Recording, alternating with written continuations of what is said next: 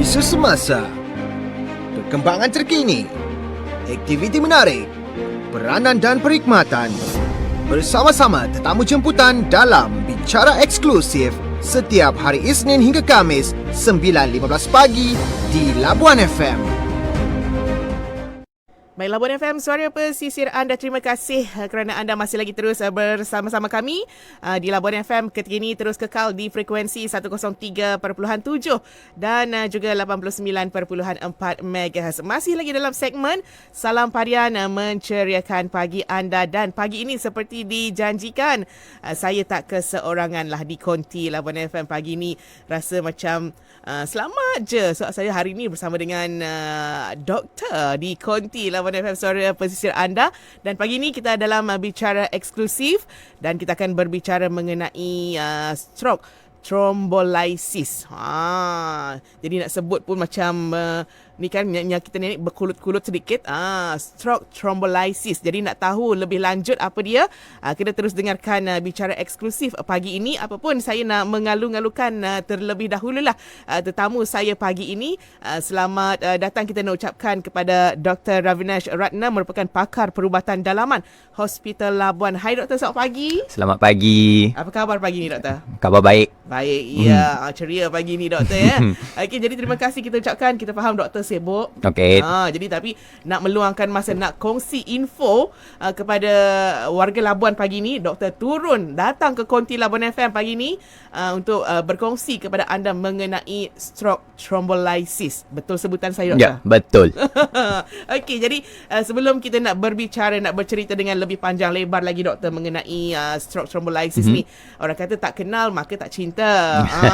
Jadi kita nak berkenalan dulu dengan Doktor pagi ni. Mungkin Doktor boleh perkenalkan diri, asal dari mana dan berapa lama dekat Labuan ni Doktor, silakan. Boleh. Okey, nama saya Dr. Ravinash Ratnam. Asalnya daripada Kelantan. Dari Kelantan? Ya, dari Kuala Krai ke Kelantan. Okey. Memang belajar semua dekat sana. Okey. Lepas itu saya merantau dari segi pekerjaan di GKM selama 5 tahun di Sabah. Di Hospital Queen Elizabeth. Okay. Lepas tu menjadi pakar di Hospital Labuan selama setahun. Bulan Februari ni masuk setahun sudah lah. Dah setahun di Labuan. Betul. Alhamdulillah. Jadi macam mana persekitaran di Labuan, kerja di Labuan ni Doktor? Kalau dibandingkan dengan Sabah dengan Labuan, Labuan memang rasa lebih tenang lah. Lebih tenang. Ya, betul. Dekat sini kalau nak healing memang tak ada masalah. Tak ada masalah. Ya, betul. Kita dikelilingi pantai. Ya. Nak healing, cari je mana lokasi. Memang terbaik. Jadi terima kasih Doktor kerana berkhidmat di wilayah Persekutuan Labuan. Hampir setahun katanya, bulan Februari nanti dah setahun. Yep. Jadi pastinya banyak dah orang kata pengalaman-pengalaman, lokasi-lokasi Doktor menabur bakti. Jadi kali ini dia berkhidmat di wilayah Persekutuan Labuan. Jadi sekali lagi pagi ini untuk anda yang mungkin baru saja bersiaran di Labuan FM, pagi ini dalam slot bicara eksklusif, saya bersama dengan Dr. Ravinash akan bercerita mengenai stroke thrombolysis. Nak sebut ni berkali-kali supaya anda kena ingat. Apatah lagi kita sebut stroke ni ramai yang risau. Ya, betul. Bukan orang kata kita nak sebut orang-orang yang warga emas je.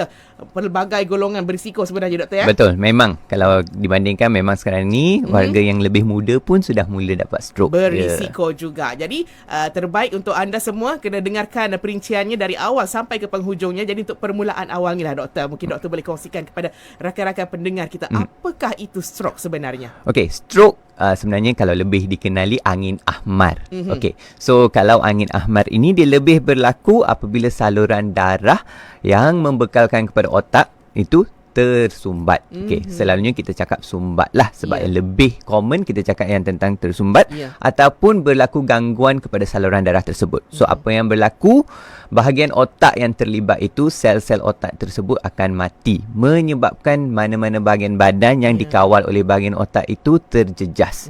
So itu yang dikatakan dengan stroke. Tapi stroke sebenarnya dia ada dua jenis lah. Yang lebih dikenalinya ialah pendarahan otak. Okey. Tetapi saya tak nak bercakap tentang pendarahan otak hari ini. Saya nak cakap yang jenis kedua yang lebih common ataupun lebih yang terjadi di Malaysia, iaitu iskemia, iaitu berlaku disebabkan saluran darah tersumbat. Hampir 80% stroke adalah disebabkan oleh saluran darah tersumbat sebenarnya. Okey, jadi itu sedikit pengenalan mengenai stroke. Apakah itu stroke sendiri? Paling senang kita nak sebut angin ahmar. Betul. Okay, jadi memang merisaukan. Dan doktor sendiri pun bagi tahu ada 2 jenis stroke dan selalunya angin ahmar ini dikaitkan dengan gangguan salur darah ya, tersumbat. Yep. Okey, jadi kita nak bergerak kepada persoalan yang seterusnya doktor. Apakah agaknya prevalence kepada stroke di Malaysia dan di Labuan ini sendiri? Okey, so kalau dibandingkan dengan penyakit yang lain lah seperti yang masalah jantung dan sebagainya, sebenarnya stroke atau angin ahmar ni dia top 3 dari segi penyebab kematian di seluruh Malaysia. Ni berdasarkan data yang dikumpul oleh Majlis Stroke Malaysia sehingga tahun 2022. Dan kadar kemasukan pesakit stroke di Malaysia, seluruh Malaysia, ialah sekurang-kurangnya 120 pesakit stroke sehari. Dan overall dalam seluruh 1 tahun itu lebih kurang 46,000 pesakit stroke setahun. Ni untuk data yang terbaru di Malaysia. Untuk di Labuan, sepanjang saya berada dan collect data di sini, sebenarnya kita mendapat sekurang-kurangnya 20 pesakit stroke sebulan. Dan kalau dibandingkan dalam setahun tu kita mendapat 240 pesakit stroke dalam 1 tahun itu. Kalau dibandingkan dengan populasi Labuan yang kecil ini, saya boleh cakap yang ini agak ramai juga sebenarnya. Tinggi juga. Ya. Okey, itu antara perkongsian prevalence kepada stroke di Malaysia dan Labuan sendiri. Dan doktor sendiri ada katakan kalau di Labuan secara puratanya lah ya doktor betul. 20 pesakit dalam sebulan. Kalau setahun 240. Jadi maknanya kena betul-betul kena dengarlah topik kita pagi ni betul. untuk kita sama-sama menjaga kesihatan kita. Kita nak mencegah sebenarnya. Betul. Daripada merawatnya. Nak merawat tu mungkin banyak lagi kaedah ubat-ubatan dan sebagainya. Tapi kita nak tahu dulu doktor, tanda-tanda seseorang itu terkena stroke. Okey, tanda-tanda seorang tu kena stroke ialah benda yang paling utama saya nak sampaikan hari inilah. Sebab saya rasa benda ini yang sepatutnya rakyat di Labuan untuk mengetahui sebenarnya. So sebenarnya kita ada satu perkataan, nama perkataan tanda-tanda yang dapat stroke itu ialah namanya permata. Permata. Itu saja perlu ingat. Permata untuk rakyat Labuan. Okey, apa permata itu? Apa yang di samping di permata itu ialah PE, ialah pening atau kehilang keseimbangan. R ialah disebabkan oleh rabun mata. A ialah apabila kamu angkat tangan rasa berat. Okey. T ada masalah pertuturan. Okey. A ialah angkat telefon dan pergi ke hospital. So ini adalah cara-cara untuk rakyat Labuan untuk mendekati dan memahami apa yang dimaksudkan dengan simptom-simptom awal stroke. Kerana masa itu emas. Saya akan terangkan lebih lanjut nantilah tentang itu. Okey, jadi itu secara ringkasnya kena ingat orang kata akronim permata untuk anda mengenal pasti tanda-tanda stroke tersebut. Permata, bukan emas permata kita nak cari ini permata penting ni. Dan risiko, golongan-golongan yang berisiko mendapat stroke ini doktor, siapa mereka ni? Okey, sebenarnya kalau kita bandingkan stroke, dia lebih kurang sama dengan masalah pesakit yang ada masalah jantung, yang dapat heart attack dan serangan jantung kan. Risiko dia lebih kurang sama sahaja sebenarnya kalau dibandingkan dengan rakyat di Malaysia ini. Sebab kalau dibandingkan rakyat Malaysia ni, yang paling utama sekali risikonya ialah 3 benda saya rasa di mana semua rakyat Malaysia tahu. Kencing manis, darah tinggi, masalah kolesterol. Tetapi ada juga faktor usia. Dan juga selain daripada itu, 2 benda yang paling penting juga ialah hisap rokok dan juga minum alkohol. Ada juga sebab-sebab lain sebenarnya, macam jenis masalah antibody yang sebagainya. Yang itu saya tak nak terangkan lebih lanjut sebab kalau dibandingkan dengan risiko yang saya nyatakan tadi ini, itu lebih rendah kalau dibandingkan. So risiko yang mereka yang sudah ada penyakit sebegini, memang risiko untuk mereka mendapat stroke itu amat tinggi sebenarnya. Jadi anda kena sedarlah ya taraf ataupun tahap kesihatan anda macam mana, adakah anda berisiko dan sebagainya. Kalau tadi doktor dah kongsi tanda-tanda stroke, mengenai tanda-tanda ni kena ingat ringkasan tadi, permata kalau ada rasa pening, rabun, muka herod, angkat tangan untuk kesan kelemahan rasa macam Kebas-kebas ya? Kelemahan rasa berat. Berat. Ya. Oh, dia rasa berat tangan, tak boleh nak ni. Ya. Okey, dan seterusnya T, tutur. tutur. Ya, betul. Pertuturan kita. Ya. Dan A yang last kali, Ialah angkat telefon dan telefon. panggil 999 ataupun boleh suruh sesiapa saja hantar kamu ke hospital. bukan angkat telefon je macam Ya, tu. betul. Dia kena call sebenarnya ya. Itu ringkasan permata. Okey, kita nak tahu lagi, mungkin doktor boleh kongsikan apakah dia antara komplikasi daripada stroke itu sendiri. Saya rasa benda yang paling membimbangkan untuk semua rakyat Malaysia ialah apa yang berlaku selepas mendapat stroke. Betul. Saya rasa selalu ada stigma dekat sana, selepas dapat stroke banyak benda yang akan berubah dalam hidup mereka. Sebenarnya aim kita ialah untuk mengurangkan komplikasi itu. Komplikasi sebenarnya kita boleh bahagikan kepada dua. Komplikasi dari segi fizikal dan komplikasi dari segi mental sebenarnya. Yang lebih dikenali ialah ramai yang kenal tentang komplikasi fizikal. Ya, contohnya kelumpuhan, kekebasan, sawan, penukaran dari pemikiran, koma dan juga boleh menyebabkan kematian juga. Dan juga masalah dari segi pertuturan dan sebagainya.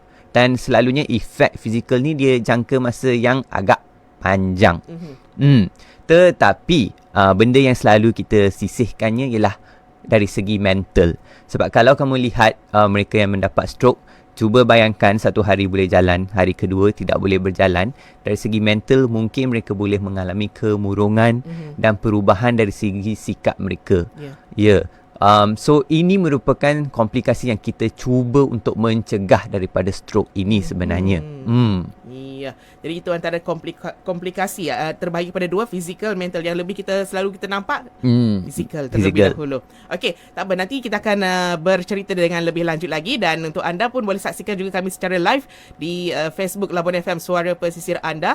Ada rakan-rakan kita tanya-tanya doktor tu, mungkin doktor boleh jawab sedikit persoalan mereka di sana, dan kita akan berehat seketika dan akan kembali lagi selepas ini. Jangan ke mana-mana. Terus dengarkan Bicara eksklusif di Labuan FM. Terima kasih kepada penyokong Salam Padian. Anda hebat bersama kami di Labuan FM, Suara Pesisir Anda. Baik, Labuan FM, Suara Pesisir Anda. Terima kasih kerana anda masih lagi bersama-sama kami di Labuan FM, Suara Pesisir Anda. Okey, kita nak berinteraksi lagi bersama dengan doktor. Dan anda masih lagi bertemankan kami berdua di sini, dan tetamu saya hari ini Dr. Ravina Syuratna, merupakan pakar perubatan dalaman Hospital Labuan, dan kita berbicara mengenai stroke thrombolysis. Kalau tadi doktor dah pun memperkenalkan apakah itu stroke sendiri, risiko, komplikasi, tanda-tanda, kita nak beralih pula kepada kaedah rawatan. Ataupun mungkin ada yang mungkin baru terdengar hari ini, stroke thrombolysis. Mungkin tertanya-tanya, mungkin doktor boleh ceritakan dengan lebih terperinci serta rawatannya. Silakan doktor. Okay, so rawatan stroke sebelum ini, kalau di Hospital Labuan, kalau kita mendapat stroke, rawatannya selalunya lebih kurang sama saja. Tugas kita ialah untuk mencegah stroke baru dan juga untuk mendapatkan sebanyak mana fungsi kamu yang sebelum ini melalui fizioterapi. Okay, dan juga untuk mengelakkan komplikasi. Okay, tetapi sekarang Hospital Labuan kita akan memulakan servis yang terbaru sekali untuk rakyat Labuan, iaitu dipanggil sebagai thrombolysis. Okey, apakah yang kita dimaksudkan dengan thrombolysis ialah pemecahan bekuan darah, dan untuk melarutkan bekuan tersebut dan menyahsumbatkan arteri di dalam otak tersebut. Okey, tetapi kalau kita nak mulakan servis ini ialah kita akan mulakan hanya untuk pesakit yang datang sebelum 4 jam sahaja. Okey, kenapa saya cakap sebelum 4 jam saja? Contohnya, kalau ada seseorang pesakit itu dia melalui permata, dia detect yang dia ada simptom stroke. So dia bergegas ke hospital. Lebih kurang dalam masa 30 minit dia sampai ke Hospital Labuan. Dan dalam masa 30 minit kita sebenarnya apa yang kita boleh buat, kita boleh mulakan servis ini, memberi ubat ini, dan untuk membantu mereka untuk menyahsumbatkan arteri tersebut. Kerana daripada studi melalui servis ini, kita sebenarnya boleh mengurangkan defisit ataupun simptom-simptom seperti kelumpuhan dan sebagainya seramai 30%. Sebenarnya servis ini sudah berada lama dah di Semenanjung dan juga di Sabah. Sebenarnya Hospital Queen Elizabeth mulakan di Sabah terlebih dahulu, lepas itu dipergi ke Sandakan dan juga dipergi ke Tawau. So saya ingin mulakan servis ini bermula tahun ini sebenarnya untuk membantu rakyat Labuan supaya mereka tidak mendapat komplikasi yang saya nyatakan tadi tersebut. Namun ada kekangan masa seperti saya cakap lah, selama 3 jam. Kalau datang selepas 3 jam tu tidak banyak yang kita boleh lakukan untuk masalah stroke ini. Okey, itu perincian daripada doktor.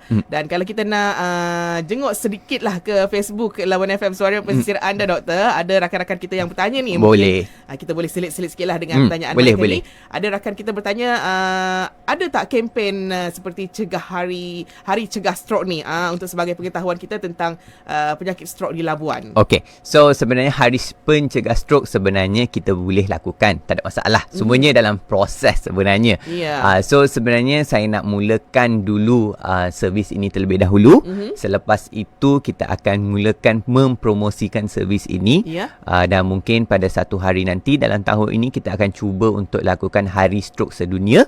Dan lepas itu kita boleh expose lagi atau promosikan lagi servis untuk stroke kita di Labuan ini. Maknanya perancangan tu dah ada dah. Tapi kena ikutlah dia punya proses by proses. Tak apa, kita berdoakan agar dipermudahkan. Ada juga rakan kita yang bertanya, Aunty Florita ni, dia bertanya, adakah angin ahmar ni bersangkut paut dengan tinggi darah ataupun darah tinggi? Mungkin tadi doktor dah jelaskan, mungkin tak sempat dengar, mungkin doktor boleh ulas sikit. Boleh. Sebenarnya darah tinggi selalunya berlaku disebabkan oleh banyak faktor. Tetapi seperti kamu tahu, serangan jantung pun berkait rapat dengan darah tinggi. So apa yang akan berlaku bila tekanan darah kamu tidak terkawal, dia menyebabkan saluran darah kamu menjadi lebih tersempit. Dan bukan saja lebih tersempit, dia akan lebih mudah untuk bocor. Okey, kalau kamu lihatkan seperti saya cakap, stroke ada 2 jenis, satu pendarahan, satu lagi yang jenis tersumbat. Kadang-kadang kalau tekanan darah itu terlalu tinggi, dia boleh menyebabkan pendarahan juga. Okey, jadi rasanya dah pun menjawab persoalan itu tadi. Dan satu lagi soalan doktor, boleh? Boleh, tak ada masalah. Okey je. Okey doktor, ada yang bertanya, adakah stroke ini berpunca dari keturunan pesakit itu sendiri? Okey. So kalau nak bercakap tentang keturunan ataupun history family lah, kita cakap family history selalunya. Okey, kalau kita cakap family history, agak susah, dia bergantung pada apa jenis stroke tersebut.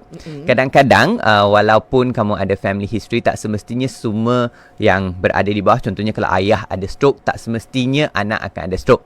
Kecuali kalau stroke itu disebabkan oleh benda lain, seperti antibody melawan otak dia, atau antibody itu pergi ke anak dia dan sebagainya. Tetapi selalunya seperti saya cakap, common factor commonly ataupun yang lebih dikenali ialah masalah yang seperti risiko yang nyatakan sebentar tadi lah.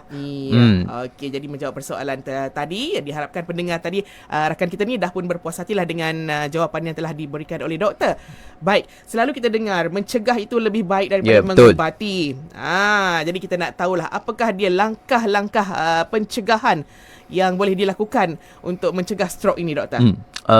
Kalau nak cakap tentang langkah pencegahan ni, saya rasa ramai dah rakyat mendengar ni. Saya rasa KKM pun dah selalu mempromosikan cara-cara untuk mencegah. Tetapi cara mencegahnya lebih kurang sama dengan semua penyakit yang tidak berjangkit dalam Malaysia ini. Okey, so benda yang sama juga selalunya kita akan nasihatkan untuk membuat aktiviti lifestyle yang lebih sihat.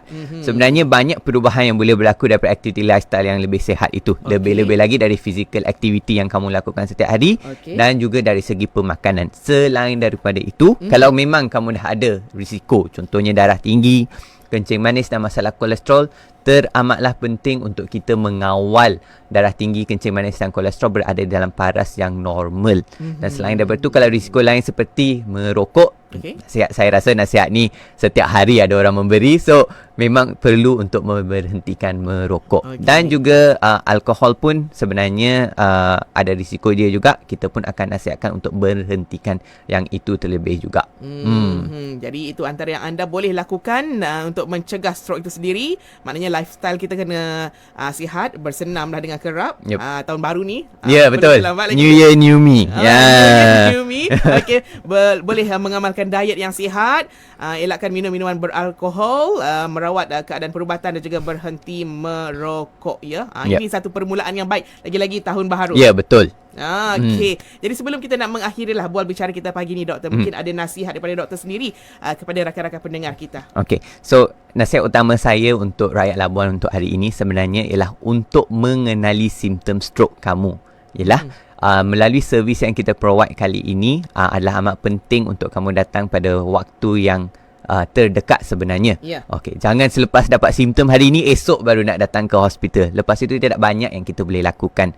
So, untuk hari ini ingat permata, Ya. ingat hospital Labuan, Okey. ingat servis trombolisis. Okey.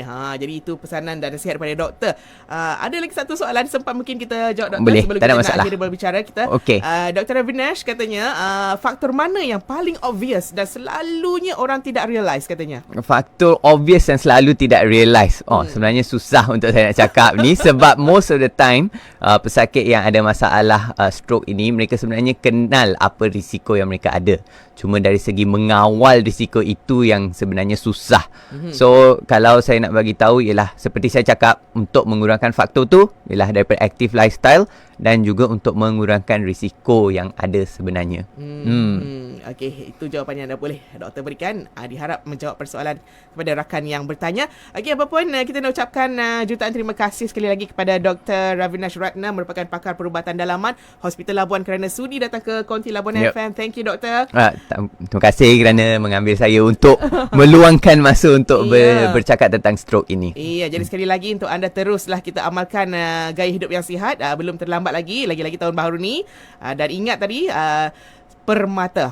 Gunakan ujian permata untuk mengenal pasti beberapa simptom stroke ini ya. Yep. Sekali lagi, PE mewakili Pening. pening. R Ialah rabun, rabun ataupun masalah penglihatan. M ialah muka herod, muka herod. Kena pastikan juga anda tidak mempunyai A itu kelemahan, itu angkat tangan. angkat tangan. Ya. T Pertuturan tuturan dan A ialah angkat telefon Ya. dan call 999 dan datang ke Ya. hospital secepat mungkin. Iya, jadi ikut petua permata ini, ingat setiap minit sangat bermakna. Ya. Alright. Jadi terima kasih doktor sekali lagi dan insyaAllah mungkin ada kesempatan, ada ruang peluang kita akan jemput doktor lagi. Oh, boleh, tak ada untuk, masalah. Bagi talk lagi mengenai Boleh. kesihatan. Amat sudi untuk saya datang ke sini Jadi sebenarnya. terima kasih banyak-banyak. Jadi teruskan kesetiaan anda bersama kami Labuan FM, suara pesisir anda.